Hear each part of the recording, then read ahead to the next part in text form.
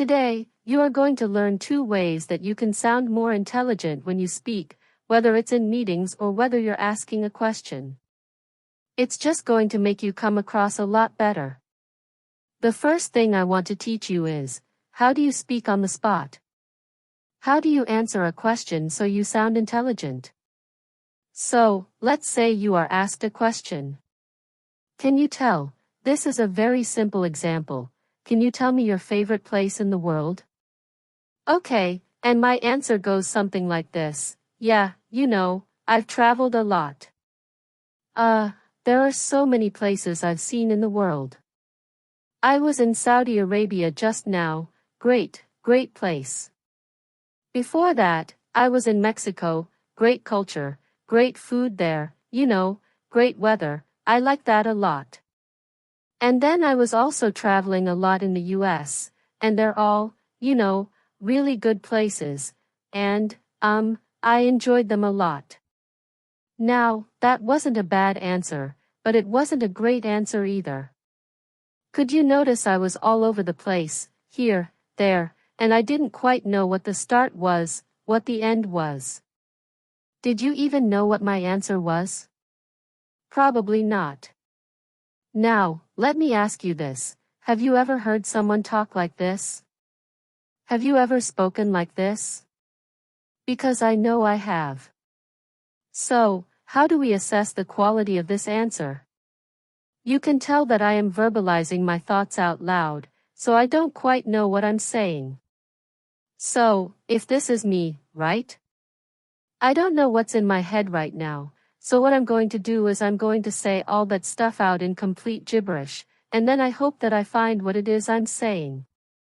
In other words, I speak before I think about what I'm going to say. Now, why is this an issue? It's an issue because when I start speaking and I start talking, let's say I talk for about 5 minutes, right? And you, as a listener, you are listening to all this garbage. You are thinking, what the heck is this guy saying? You have to listen to all of this, then you have to somehow unscramble all of this and find what it is I'm talking about, understand what I'm talking about, and also formulate a good answer to a question you don't quite understand. Can you see what the issue is? The issue is taking unprocessed thoughts and just throwing them out there, so you don't want to do that.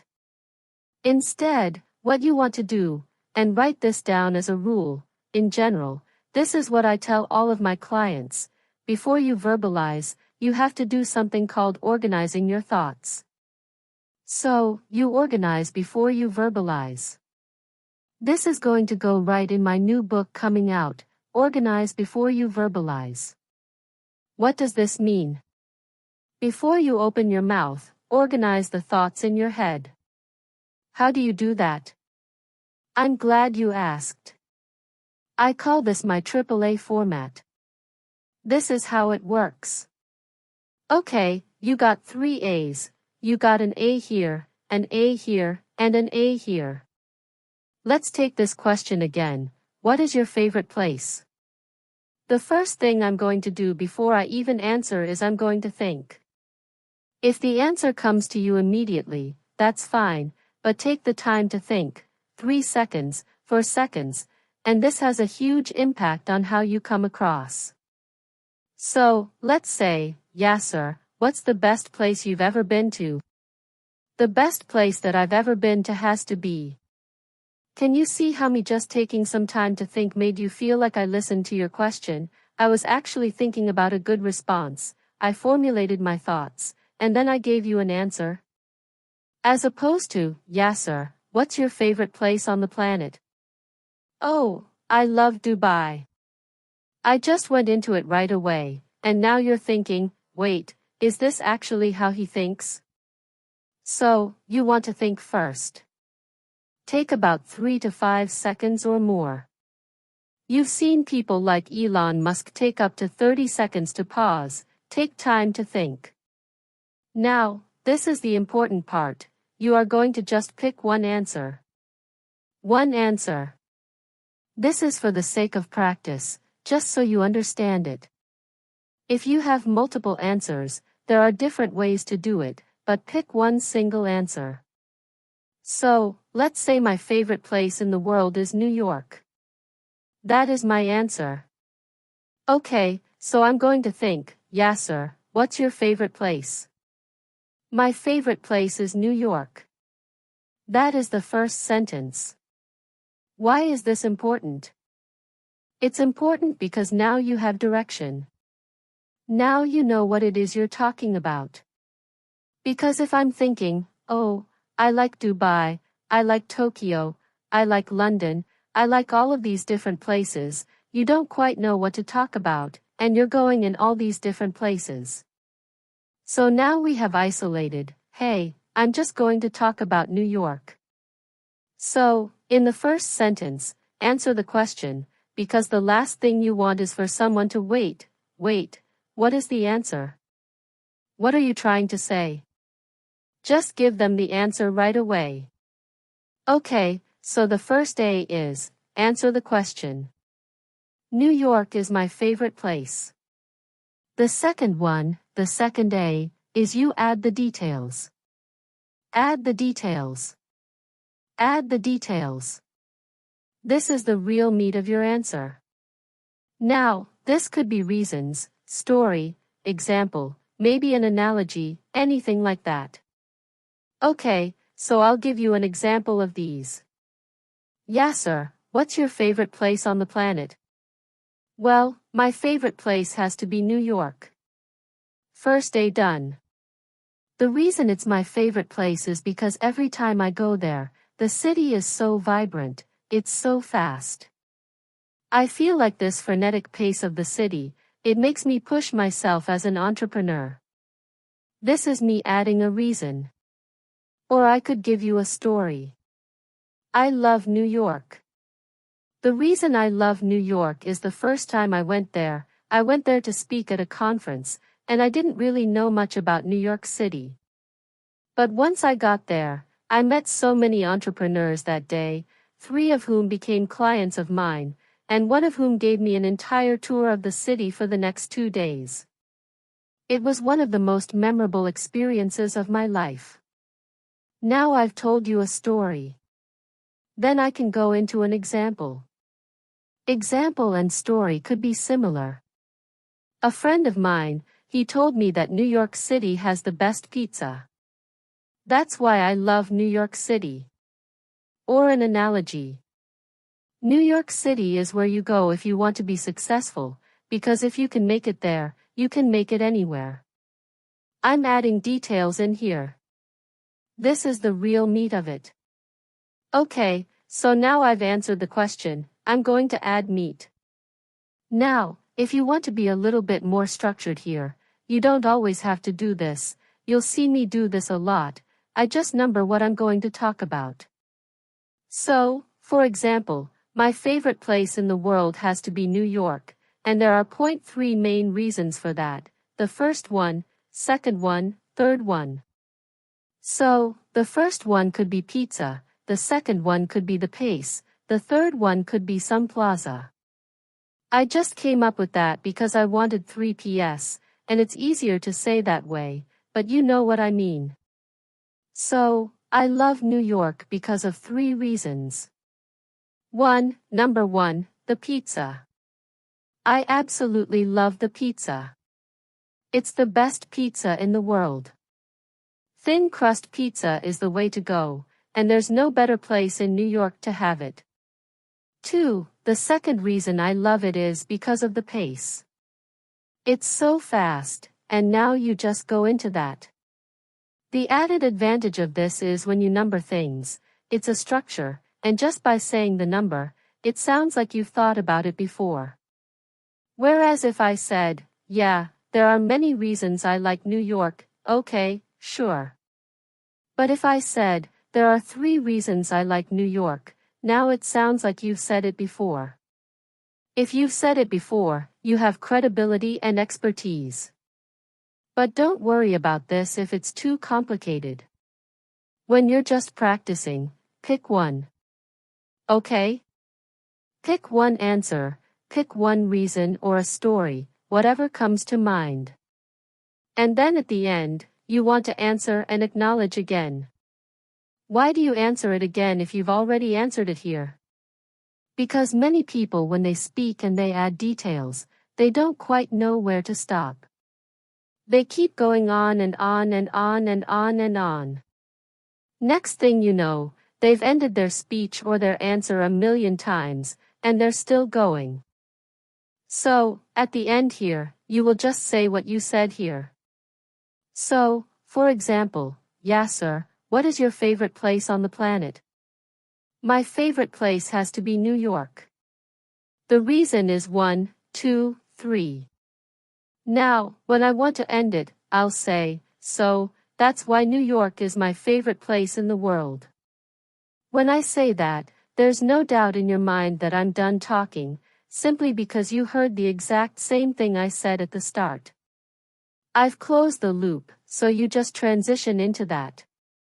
So, because of those 3 reasons, I love New York.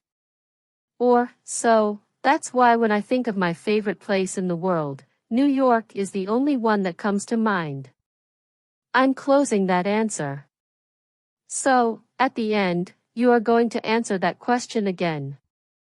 So, recap, someone asks a question, you answer the question, add the details, and then you answer again. Now, this isn't the case if you're in an interview, you're on a panel, you have to do it on the spot speech. This is amazing. If you're at work in a meeting, only start from here. Don't give them all the details right away. So, hey, what's the update on this project? You're not going to say, the update of this project is that it's not done yet, it's going to get done by the 19th. The reason it's not done is because of XYZ reason, so that's why it's not done. Feels a bit weird. You can just say it in one sentence, the project isn't done yet. It's expected to get done by the 19th. Do you want me to give you some more details? If they say yes, then you go into the next one, and then you finish it off like so. So, you want to be context dependent. If you have more time allotted to you, you have to speak in front of people, then add more details, fill in the time. With this one, you can go anywhere. From 2 to 30 minutes, I've conducted entire workshops using just this. You can have one 10-minute segment, or 3, which would make a 30-minute keynote. I've done this many times, simply pick a topic, add details, make a point, and close. You can use this structure to speak on the spot, wherever you go. How to practice speaking on the spot? To practice this, use ChatGPT or a random question generator. Ask it, hey, give me a random question. I want to practice this structure. For example, if the question is, what's your favorite thing to eat? You could respond, my favorite thing to eat is pizza. The reason I love pizza is that it's delicious, quick, inexpensive, and I can find it anywhere in the world. That's why pizza is my favorite food. Note, pizza is definitely not a fruit, it's the furthest thing from fruit.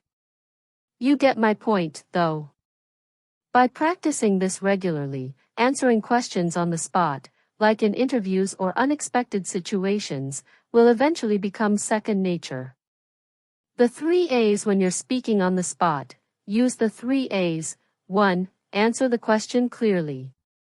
2. Add details, a story, examples, or reasons. 3. Acknowledge the question again to close your response. Asking intelligent questions. Now, imagine you're asking someone for advice, clarity, or trying to sound intelligent with your questions. Here's where people often struggle. For example, I was at a conference hosted by a very famous entrepreneur. People paid a lot of money to attend this workshop, and each participant could realistically ask only one question.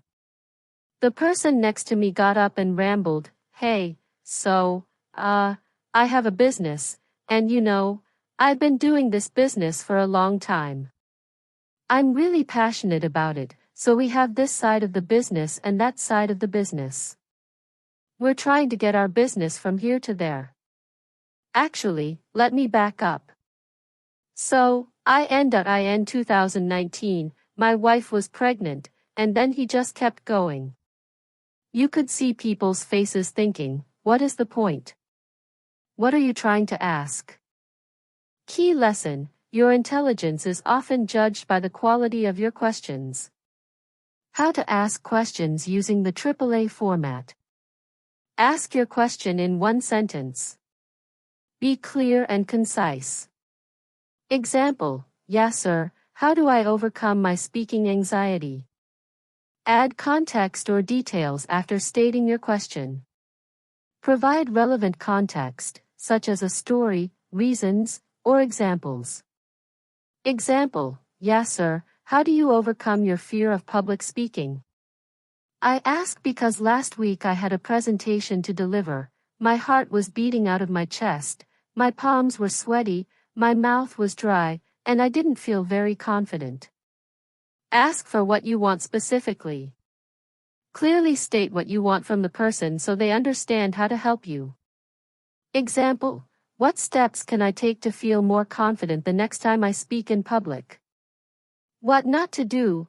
Here's an example of how not to ask a question. Yes, so, here's the thing, I do a lot of presentations, and, I don't know what happens, but like, for example, I had this speech about the environment that I was doing, and for some reason, whenever I speak, my heart starts racing, and my palms are sweating, and I'm not really sure, like, so in your opinion, how do I, become more confident and speak in a way that, what is the question?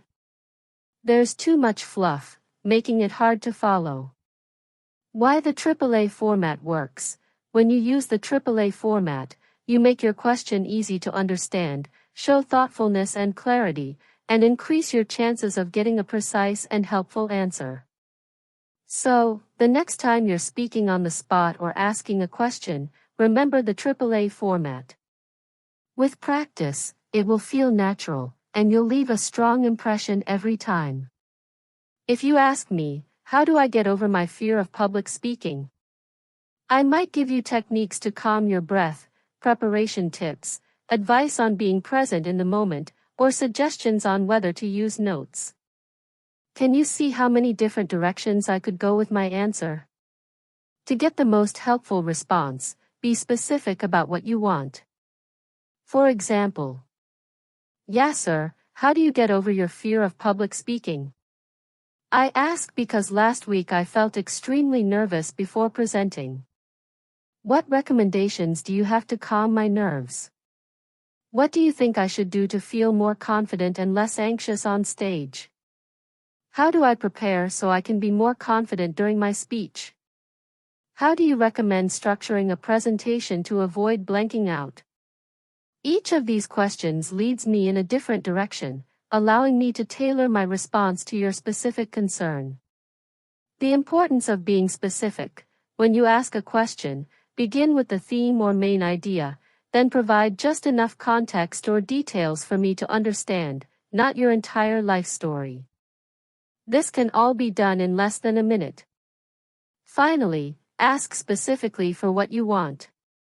The first and last parts of your question can be the same, but the more specific you are, the better I can help. For example, someone might say, yes sir, amazing workshop. What advice do you have for me? This is vague advice about public speaking or life in general. My response might be, eat clean and exercise. A more specific version could be, what advice do you have for me regarding public speaking?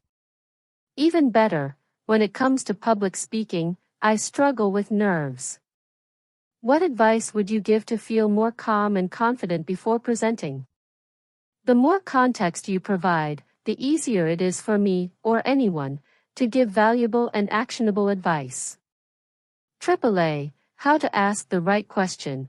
When asking questions, follow the AAA format. Ask the question in the first sentence. Clearly state your question as briefly as possible. Add context. Provide relevant details or background to help clarify your question. Ask specifically for what you want. Clearly articulate what you're seeking. Example, yeah sir, how do I remove, and, when I speak? I ask because in meetings, I've been told that I use them a lot, and it's distracting for others. What technique would you recommend to reduce filler words? Can you see how clear and easy that is to understand? The question is concise, provides context, and asks specifically for a technique. Organize before you verbalize. If you want to sound intelligent and create value in your interactions, take time to organize your thoughts before speaking. When you don't, it comes across as lazy thinking. You're essentially throwing your unprocessed thoughts at someone, expecting them to untangle and process them for you. Instead, think, take a moment to process your thoughts, structure, and organize them in a logical way, then speak and deliver your message with clarity and purpose. When you organize before you verbalize, you project confidence, intelligence, and professionalism.